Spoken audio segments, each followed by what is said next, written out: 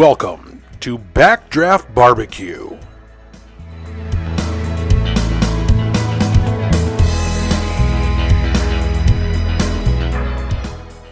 With your host, Big D.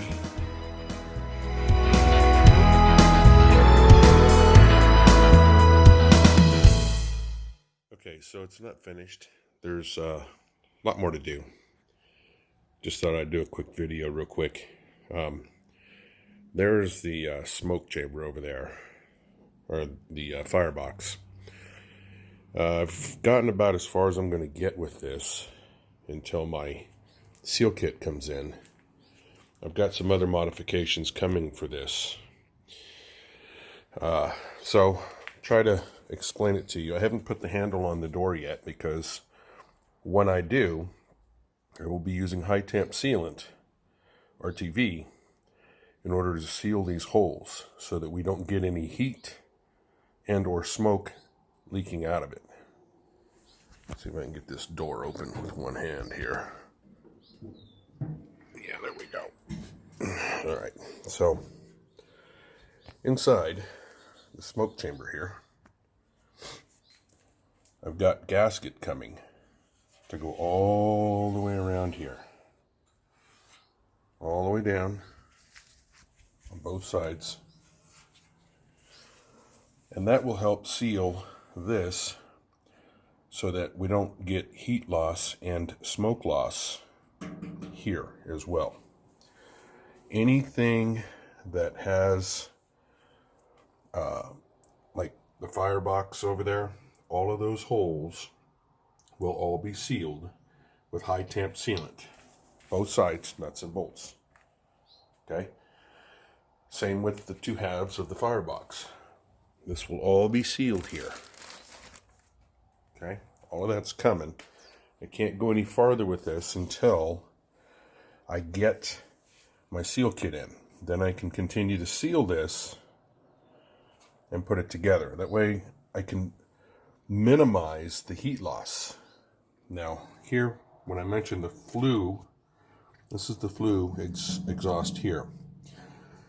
The problem with this, and with all of these store-bought smokers, is they either put the flue here or they put it up here coming out the back. And the problem with that is the way these smokers work.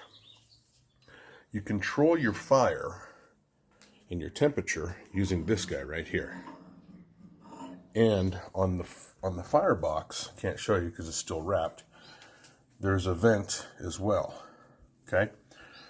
When you open these vents all the way, this flue acts like a suction chamber.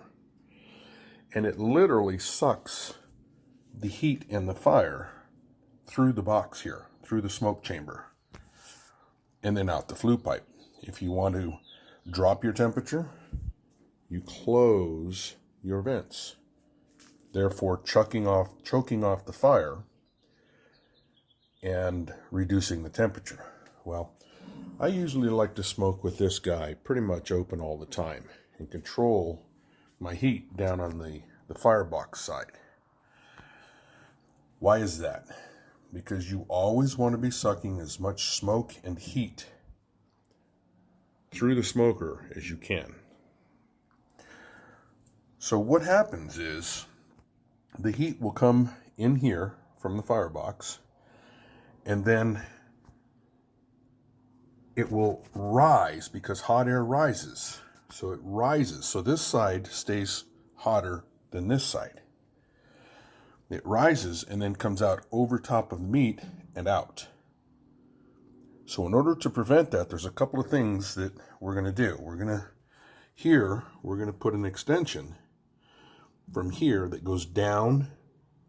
It's going to be an elbow that goes down to the grate level. So what that does is it brings the heat and the smoke from the firebox and it keeps it at grate level, which is where your meat is. And it's going to drag, it's going to suck that heat and that smoke across the meat rather than across the top of the smoker. if that makes sense to you. It should. So that's one modification that we have to do on the inside in order to keep the temperatures down here. Okay, the other modification is there's a baffle that we're going to be placing in here that will also limit this. It'll cut off about half of this and keep the heat down here, forcing it across the bottom of the smoker. It's got holes drilled in it. You'll see when it comes in. It's got holes drilled in it to allow for heat and smoke to rise across. Therefore, we're increasing the heat and the smoke across the flow of the meat. So now you've got the flue pipe sucking the heat across the meat, plus you have a baffle, some call it a tuning plate, down inside that will also work to do that same thing. So therefore we'll keep the meat, the heat and the smoke on the meat rather than in the top of the smoker. Okay, the other thing is these guys. I bought the other one to go in here, okay? The problem is you can't trust these. The reason you can't trust these is because they're at the top of the smoke chamber. So you're going to get a false reading. So if you're counting on these thermometers that come in the door, this is the worst design. It should be down here at grate level. That's where they should be putting them, because that's where you want your true heat reading. If you're getting a reading from up here, and I'm going to prove this to you because when I do the initial burn-in, I have a 4-probe thermometer that I have coming specifically for this, that I will put a couple of probes down here at the grate level, and then we'll show you the temp differential between the two. Remember, hot air rises. This is going to give you a hotter reading. We're going to try to eliminate that as much as we can, but this is still not an accurate reading because it's at the top of the smoke chamber. You want your meat temperature, therefore when you use this, we're going to have a meat thermometer, but you also want the temperature at the grate level. That tells you how hot it is. We're going to have a probe on each side, on the entrance side and on the exit side. Why? Because this will tell you your heat drop. This will tell you how much heat loss you're getting in your smoker when you're measuring two temperatures, internal temperature coming in and internal temperature going out. That will tell you how much heat loss. That will tell you how much hotter the right side is over the left side. Okay? I don't know a lot about a lot, but I know a lot about smoking meat. And most people don't understand the principles, basic principles as they are. If you're trying to read meat temperatures, firebox temperatures using a door thermometer, you're not getting an accurate reading. The thermometer should be down at grate level, which is where you're trying to keep your heat. Okay, hope that explains that. I'll do a video when it's all said and done, and you guys will be able to see when it's all put together. Maybe, hopefully, that will give you an idea. But there it is, the Oklahoma Joe's smoker. By the way, Oklahoma Joe's